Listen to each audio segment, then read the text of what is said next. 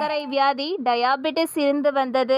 இவர் தினமும் இன்சுலின் ஊசி போட்டுக் கொள்வார். அன்னையின் அருட்சக்தியை ஓரளவு உணர்ந்த நான் அவரிடம், நாங்கள் மேல்மருவத்தூர் செல்கிறோம், நீங்களும் எங்களுடன் வாருங்கள் என்று அழைத்தோம். அவரோ, நான் இந்த புண்களோடு எங்கே டாக்டர் அவ்வளவு தூரம் வர முடியும் என்றார்.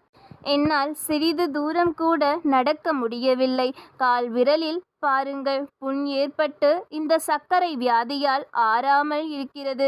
எப்படி 400 கிலோமீட்டர் தூரம் காரிலே உட்கார்ந்து கொண்டு வரப்போகிறேன்?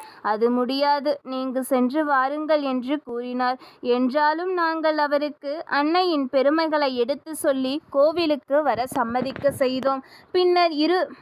பின்னர் 2 பேரும் கைத்தாங்கலாக அவரை பிடித்து கூட்டி வந்து காரில் உட்கார வைத்து மருவத்தூர் அன்னை ஆதிபராசக்தியின் ஆலயத்திற்கு கொண்டு வந்து சேர்த்தோம்.